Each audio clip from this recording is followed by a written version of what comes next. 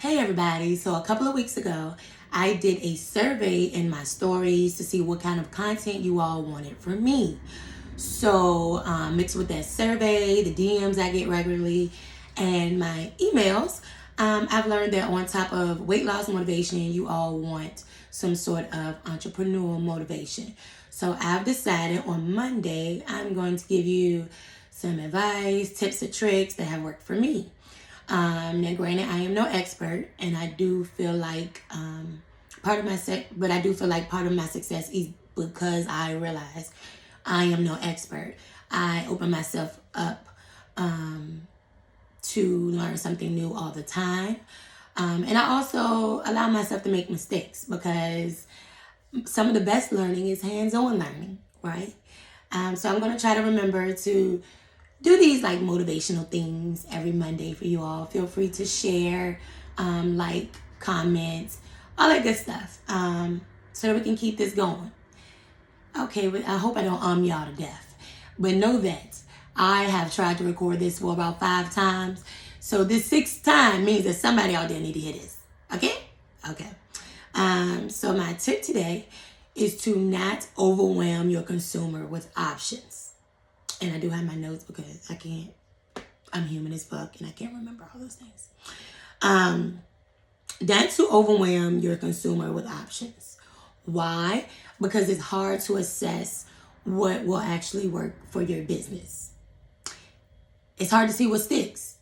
And a lot of people, when they get overwhelmed, they choose the fuck it option. Like, literally, like, close their eyes and like, shit, I'll try this. And it's hard to forecast what that means for your business monthly if they're just choosing off of a whim. So my thought process is you have a good idea and you feel like it's a good idea for a reason. So work it until you can no longer work it anymore. What does work it mean? Work it means first assessing your demographic. Who is in your demographic? What does your demographic require from you? What do they want from you? Open your ears to listen to their needs and their wants. Now, granted, sometimes your consumers are going to have something that literally, like, ain't nobody got time for that. But you have to learn to set aside what you can do and what you're unable to do. 2, open yourself up for feedback. Your consumer, your customer is the person who's investing in your business. So find some sort of way to figure out if the option you're providing is actually working for them. 3, and I tell this to my bar babes all the time, don't forget that you too are a consumer. Would you like this option if somebody else provided it? What do you think about it? Sometimes I think entrepreneurs provide something from a place of greed and they forget who they are as a consumer, and then everything just falls on deaf ears. So look at your idea and think, would I pay this for trap cardio? Would I want to do this with trap cardio? Nah. Another thing that I think has worked in my favor is that I'm an entrepreneur with a conscience. I know sometimes people are like, bitch, don't give it to these people, but I have to remember that I too am a consumer. And if it's something that I wouldn't want from another business, I'm not going to expect you to take it from me and my business. Who am I? 3, in advance. Well, don't even think about numbers because I don't even know what number I'm on. But another thing to do is think of the drawbacks in advance and go ahead and work on solutions to that. Because everybody's going to have a question. I don't care how many flyers you make, how many questions you answer. There's always going to be somebody who finds something. So think of those possible drawbacks or those questions and be able to provide a solution to them. And an example of when I've used this process is with the Trap Cardio subscriptions. So the subscription service that you see online is not something that I created yesterday. It is something that I have literally worked on since 2019, before there was an Elite Nutrition RVA. That's actually how I got the name, because it was called the Trap Elite membership. But the first thing I did was I was teaching at multiple locations. And I noticed my attendance was up some places, down some places, da-da-da-da.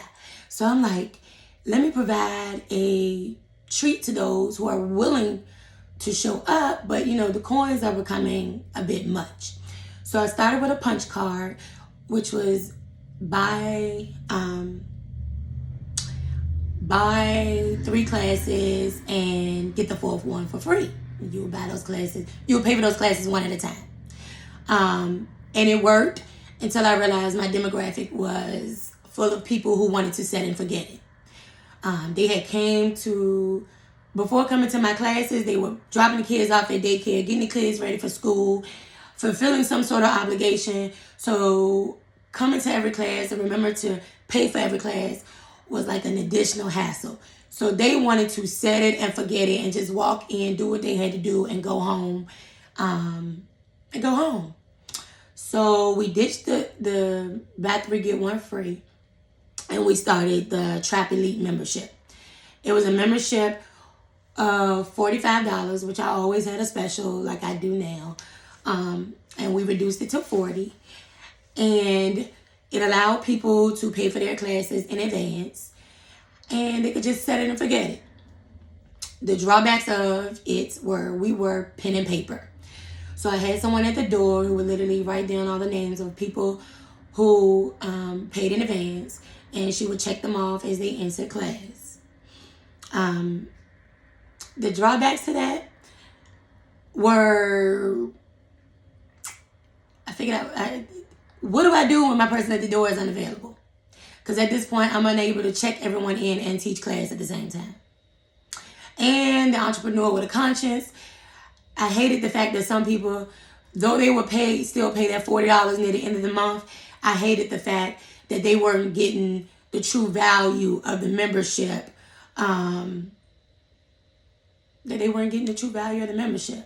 So I wanted to create something that would work for me and work for them, okay? Because I'm an entrepreneur with a conscience. So one of the last physical things we did was we merged the punch card with the membership, and we came up with the Trap Cardio Elite membership punch card, whatever you want to call it. And with that punch card, it was you pay $40, and there was no expiration. You would pay $40 for this card. There was no expiration date. And then you would come in and we would punch a card. So granted, there may have been a whole month where some shit happened and you was unable to come to class. Your $40 was still good because it had already been paid for, and we would still punch your class, punch until you had no more punches to go. Now granted, we weren't offering anything in a sense, we still were offering things for free because we were now giving you a discounted monthly price. And it was something that I could physically see that you were actively using. But then the drawback became what happens when you lose the card or the card is destroyed. And so that started the journey of creating a virtual system. So again, if I had threw all 3 of these options at people at one time, it might have been, it would have been overwhelming. I would not be able to see what aspects of these things worked and didn't work for my consumer. And we wouldn't be where we are today, able to provide a membership both physically and in person. So again, I tried to do this in less than 10 minutes. But the tip or trick or advice for today is to limit the options you provide for your consumer so you can see what actually is working to the benefit of your business. I hope this helps. I hope I haven't talked your head off. And if you have any questions that you want to ask, things you want me to answer, put them in the comments and I'll use it for inspiration for another video. All right, y'all. Love y'all. Goodbye.